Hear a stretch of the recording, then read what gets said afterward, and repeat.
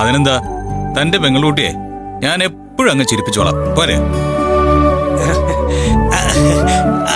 അത് മതി സാറേ. മോളെ, എനിക്ക് അടുക്കളയിൽ കുറച്ച് ജോലിയുണ്ട്. മോൾ സാറിനെയും കൊണ്ട് നടന്നു വരുന്നത് കണ്ടപ്പോ ആ ത്രില്ലിൽ ഇങ്ങ് കയറി പോന്നേ ഉള്ളൂ. ഞാൻ അങ്ങോട്ട് ചെല്ലട്ടെ മോളെ.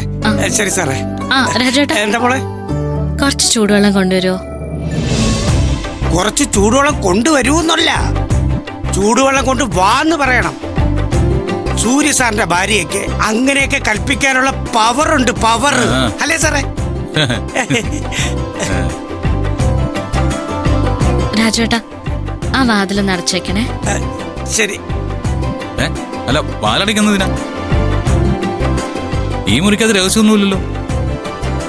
ഇവിടെ നടക്കുന്നതൊക്കെ അപ്പുറത്തിരിക്കുന്ന കൂട്ടങ്ങൾ കാണണം. അവരുടെ ഉള്ളങ്ങ് നീറണം. എന്നാലല്ലേ നന്ദിനി നമുക്കൊരു സുഖം ഉണ്ടാവൂ. അതെ മോളെ. രാജുവേട്ടാ. എന്താ സാറേ? രാജുവേട്ടാ ഇപ്പൊ പോ. ശരി സാറേ. മോളെ,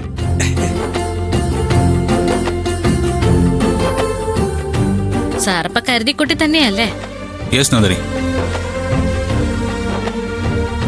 ഇനി അങ്ങോട്ട് കളി മുറുകാൻ പോവാ. താ നോക്കൂ.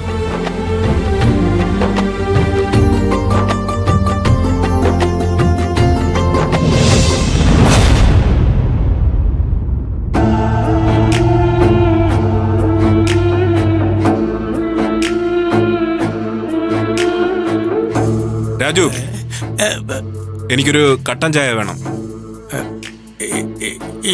ഇപ്പൊ നടക്കൂല സാറേ. താനെന്താ പറഞ്ഞത്? ഇപ്പൊ നടക്കില്ലെന്നോ? അല്ല, അത് സൂര്യ സാറിന് കുറച്ച് ചൂടുവെള്ളം വേണമെന്ന് പറഞ്ഞു. ആദ്യം അത് കൊണ്ടുപോയി കൊടുക്കണം. അത് കഴിഞ്ഞിട്ട് ചായ ഞാൻ വെച്ച് തരാം. അതാ പറഞ്ഞേ. എന്നാ പിന്നെ നിനക്ക് നേരെ പറഞ്ഞൂടെ? അല്ല, അതിനും ഞാൻ എന്തെങ്കിലും വളച്ചു പറഞ്ഞോ സാറേ? മതി മതി, തമ്പോ. ശരി മാഡം.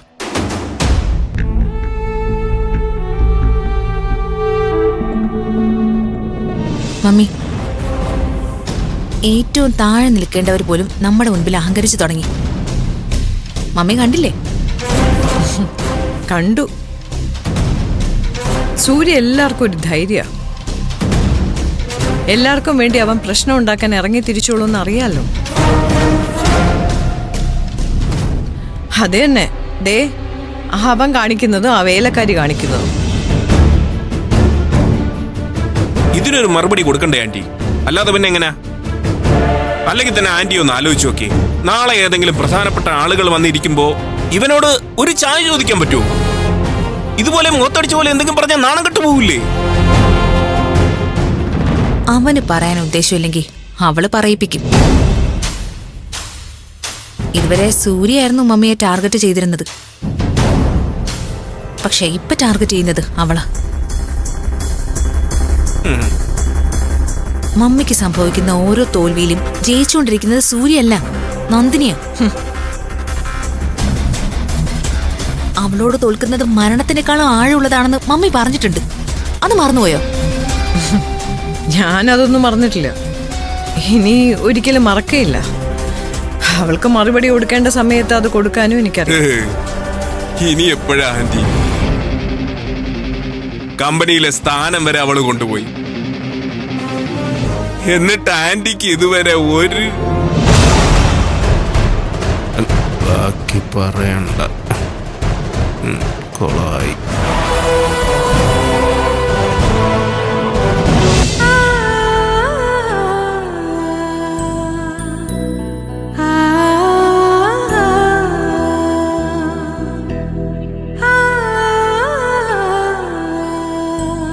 നന്ദിനി, കുറച്ചു ദിവസങ്ങൾക്കുള്ളില് ഒരു സിഇഒയുടെ ഡ്യൂട്ടി എന്താണെന്ന് തനിക്ക് മനസ്സിലാവും. താനത് മനസ്സിലാക്കുന്നത് വരെയുള്ളൂ എന്റെ സഹായം. അത് കഴിഞ്ഞ് തന്റെ പൊസിഷനിലിരുന്ന് താൻ തീരുമാനിക്കണം മുന്നോട്ട് എങ്ങനെയാ പോവേണ്ടതെന്ന്. സാറിന് വേറെ ജോലിയൊന്നുമില്ലേ? എന്ത് നിസ്സാരായിട്ടാ കമ്പനി സിഇഒയുടെ കാര്യമൊക്കെ പറയുന്നേ? എന്റെ പൊന്ന് സാറേ, ഒരു 10 വർഷം സാർ എന്നെ കസേര കൊണ്ടിരുത്തിയാലും എനിക്ക് എന്റെ പേടി മാറില്ല.